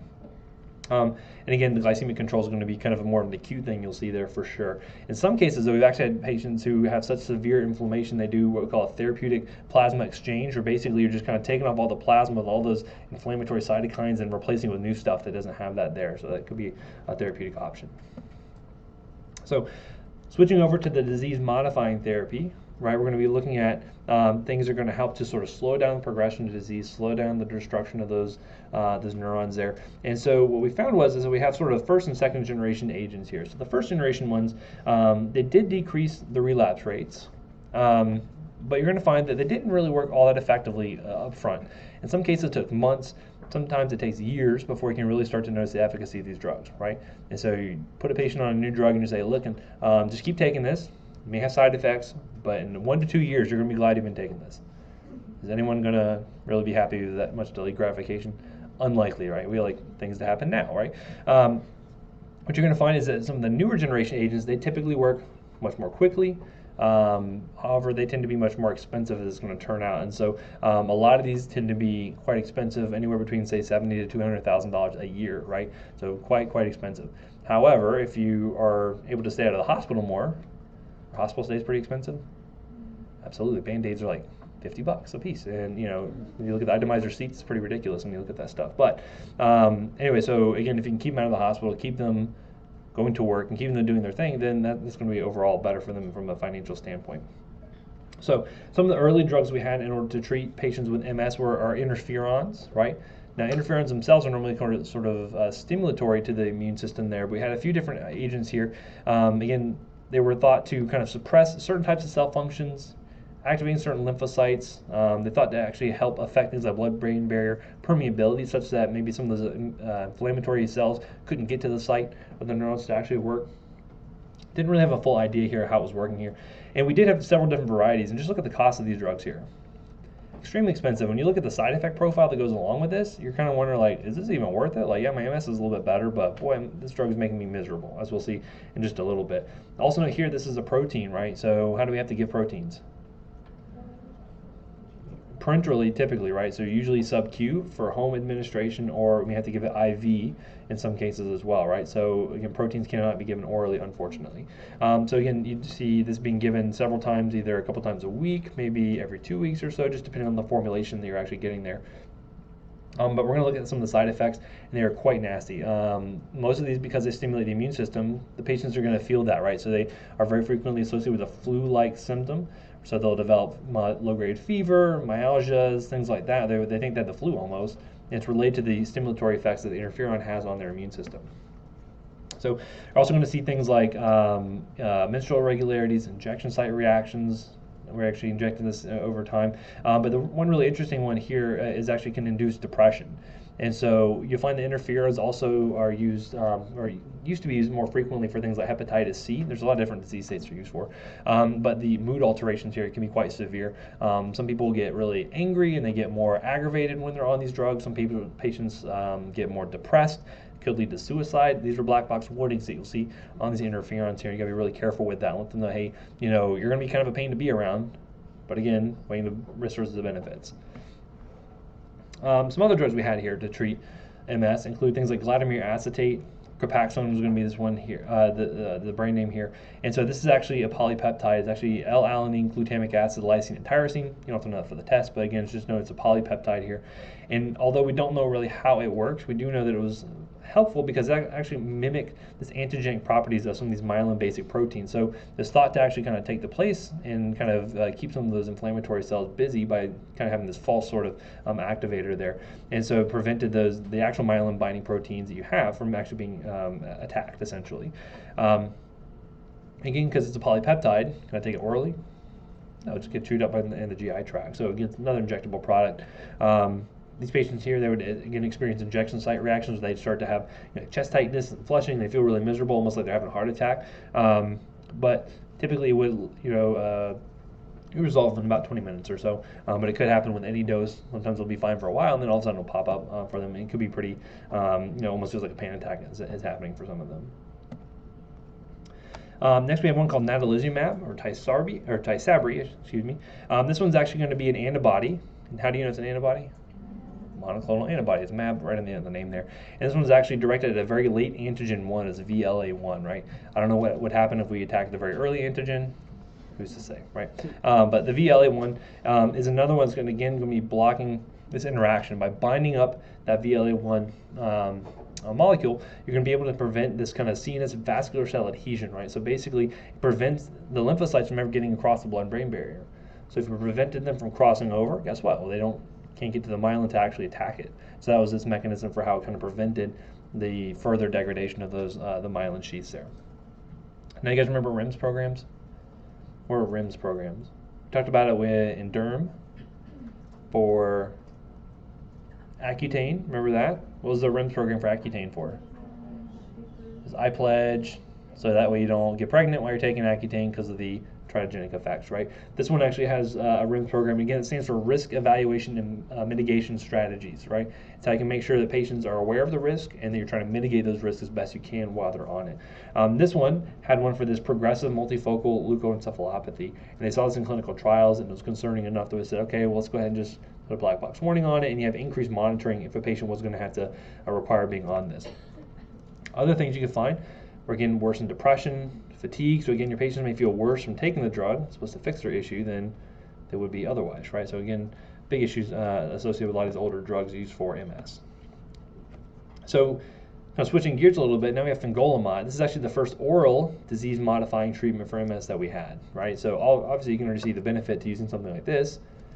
No injections, right? So that way you don't have to worry about sub-Q injection, no IV injection, anything like that. It's just oral. And so this one, again, some of these mechanisms are going to be a little bit difficult to remember. I understand that. This one's actually a sphingosine 1 phosphate receptor agonist. What does that do? Okay, basically what it does is sequesters circulating lymphocytes. So instead of allowing them to get over to the blood-brain barrier, they can cross over and attack that myelin. Instead, it actually helps to sequester them in these lymphoid organs, right? So what kind of side effects do you think you'd see from that? You see this lymphoma is actually reversible, right? You can actually see the lymph nodes start to enlarge because you're sequestering all those cells that are in there, which is kind of interesting. But again, it's a reversible thing. So if you stop taking the drug, guess what? They stop being sequestered there, and then they kind of go about their business. But again, the main point there is to sequester the cells so they don't get into the CNS. They can't cause that CNS damage there. Okay. Other things we can see, you may want to have a patient, say, in the clinic to monitor their first dose, so it can cause bradycardia. Again, you monitor usually for 6 hours or so after the first dose, and then if they do well, then you can let them take it at home, no problem. Other things you might find are like infections. And why would you think you'd see an infection? Right, those lymphocytes aren't circulating around to actually attack whatever infection or kind of pathogens are getting into the system there. So that's a big risk with a lot of these, is you could see infection as a result of inhibiting that immune system, right? It's a big risk with corticosteroids. Immune suppression and infections, right? So it makes sense with a lot of these. And so, for instance, like when we talk about a lot of the interleukin inhibitors and tumor necrosis factor inhibitors, that's why you always want to check a patient for what infectious disease before you start them on it. Checking for TB beforehand, because if they have a latent infection and then you suppress their immune system, guess what can happen? It can activate, and then all of a sudden they have active TB, right? So it's something you want to be watchful for. Also, is interesting as well as when you're looking at these drugs, be aware of how vaccines are going to be affected by this, right? So, for instance, a live vaccine. When I say a live vaccine, what does that mean? It's an actual organism, but is it like the actual full-strength organism? No, usually what we'll say is like live attenuated vaccine. Usually that means we've attenuated it, meaning make it weaker, right? So you've made it weaker such that it does not actually cause the disease in which it normally would, right? So for instance, when you get a flu vaccine, that's a live attenuated version of the flu that is too weak to actually cause an infection, right? We'll talk about vaccines later on. I don't want to talk about that because there's a whole tangent we can get on. Anywho, point being is that if you have a patient who gets a live vaccine, what do you think it's going to do if I'm having a patient who's on an immunosuppressant? They could actually get the disease in question, potentially, because they can't fight off that weakened form. Or what else could happen? It won't really cause an immune response in the first place. So I never developed the immunity to it. Okay, so that's some of the concerns you're going to have, and you'll see that a lot with these immunomodulating agents here. Is that typically, if you're going to give them a live vaccine, you want to start it before you put them on these immunosuppressant drugs, right? Or you'd wait till about 2 months afterwards, and then you can give it to them at that point, because then the lymphocytes have had time to kind of get out, do their thing, and then the drug will be effective again. And it's not going to be a bigger risk as causing the actual infection. Okay. Other drugs similar in the same category is going to be teriflunomide. This one's going to be inhibiting this dihydroorate dehydrogenase, excuse me. Gets a little bit tough to talk after 2 hours. Again, this is another one that's going to be inhibiting the immune system by preventing that proliferation of T and B cells. Obviously, if you have less cells that are actually being formed, then less inflammation can actually happen there in the CNS. This is another one that's good for available orally. And actually, this one gets broken down. It's a prodrug. Actually gets converted. I'm sorry, this is the active form of another drug called leflunomide. We'll talk about that one in RA later on. Might have covered it already, Dr. O, I'm not sure. But basically, again, it's another oral agent, so compliance is going to be a lot better with this drug than you would see with a lot of the injectable products there. Be careful in patients who are on warfarin. You can actually see a 25% increase in INR, which can be pretty problematic. So might experience new bleeding, bruising, etc. Could be an issue there. And then other than that, maybe some transaminitis, maybe some paresthesias, but other than that, it's pretty weak in terms of immunosuppressants. So not as big a side effects you're going to see with some of the other agents we'll talk about later on, like methotrexate and stuff like that. Do be aware that it does have a black box warning for hepatotoxicity, so you want to monitor their LFTs, both at baseline and at follow-up, and then tritogenicity. Obviously, you want to make sure that they are going to be using precautions if they're going to be sexually active. Usually we recommend like 2 forms of birth control, things like that. And what's really interesting about this one, kind of problematic for patients that maybe want to get pregnant, is that this one actually undergoes enterohepatic recirculation. You guys remember what that means? It comes out of the bile and then out of the biliary tract, and then it gets reabsorbed back to the GI tract. So what does that do to the half-life as it gets recycled? It extends it out really long, so that means that overall exposure is going to be really long too. And so actually what they found is you can still have detectable teriflunomide levels in the body even 2 years after you discontinue the drug, right? So again, it's an important consideration if your patient is looking to get pregnant anytime soon. This is not going to be a good drug for them because it's going to be there causing those potential teratogenic effects over the long term, right? Sometimes what we'll do, and we haven't talked about GI drugs yet, but there's a drug called, actually no, we talked about cholestyramine already. That was in the hyperlipidemia section. You guys remember what cholestyramine did? It's a bile acid sequestration, right? So what's interesting is you can give women who are looking to get pregnant, even actually men are recommended for this as well because there could be some transfer, is that they undergo a cholestyramine washout. So basically you bind up all that bile acid as it's coming out and carrying the drug presumably, and then to be able to eliminate that much faster, right? So you kind of monitor levels until they're negative, and then they should be at less risk for any kind of teratogenic effects, okay? This is another one. You definitely want to test for TB prior because you could activate a latent infection that way.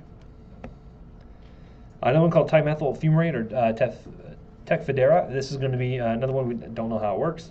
Have no idea the mechanism, but it's available orally, so again, another nice one. Is kind of the newer list of drugs here, so we don't have as much evidence for its use. We don't have as much experience with it yet. Do watch out for things like lymphocytopenias. There can be some bone marrow suppression there. Look out for LFTs, and you could see flushing somewhat commonly. Okay, a couple other monoclonal antibodies we'll talk about just briefly. We have one here called alemtuzumab or Lemtrada. This one's actually going to be an antibody against CD52. Now, when I say humanized, what do you think that means? Remember how we mentioned monoclonal antibodies are not always just made out of pure human protein? What other type of protein might be mixed in there? Mouse, otherwise known as, what's another term? Murine proteins, right? You're going to be one of the few PA students who actually knows what murine protein means as opposed to your peers, right? I teach you useless trivia. But point being is that as you make it more humanized, as you have more human protein in there, what does that do for your risk of anaphylaxis? Decreases it, right? If it had a chimeric product, like rituximab that has an X in there means it's a chimeric product, what does that do to your risk for anaphylaxis?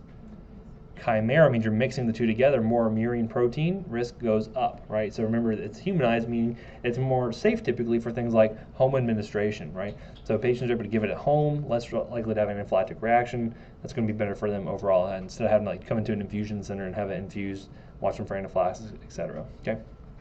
Now, again, this one's working on CD52, so you have less activation of T cells, B cells, etc. And so you do have to be wary this will have strong immunosuppressant effects. So that's why you can see things like respiratory urinary tract infections. You can see things like activation of herpes, right? So if they have a herpes virus and your immune system is keeping it at bay, and all of a sudden you inhibit that, and all of a sudden you have a reactivation, right? So we actually recommend they get prophylactic acyclovir. We'll talk more about that in the HIV/STD sort of section of the class later on. The other things that affect similar T cell, B cell lymphocyte, does have the same risk of infection? This is a more specific risk for this one in particular. So this one, again, you'll find that they have a little bit different flavors as we go forward and kind of talk about them. This one in particular had specific recommendations for, hey, you might want to put them on prophylactic acyclovir, just a daily suppression therapy. Look out for those infections. TB is a very common one for a lot of these, right? So you'll see that come up pretty frequently, especially in black box warnings for a lot of those, okay? And then, as a follow-up to that, not only could you have some of these side effects, infection, etc., then they actually have a risk for developing their own autoimmune disease itself. Guess what? Now you have thyroid issues. Now you have type 1 diabetes as a result of the use of the drug. So this would not be one you'd want to start off with. Probably something you'd use for more refractory sort of cases there, maybe third, fourth line kind of drug.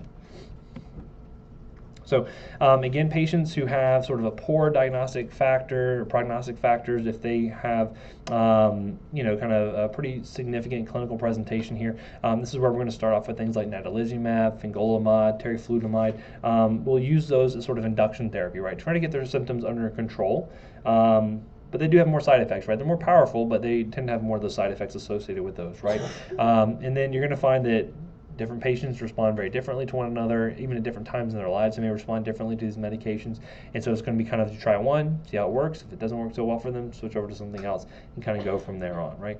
And again, patient preference should also factor into it, along with their insurance coverage, so it can actually afford, and think about, oral versus IV, or parenteral, should I say, sub-Q administration, things like that.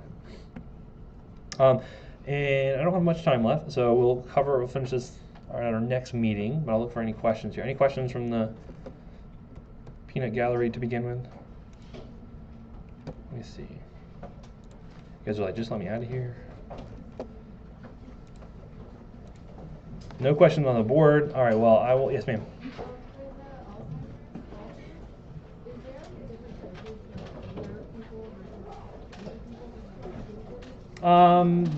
I'd have to look to see what the different dosage forms are. They probably have one or two, I think. But yeah, you'd have to look it up, some of the specific drugs. Yeah.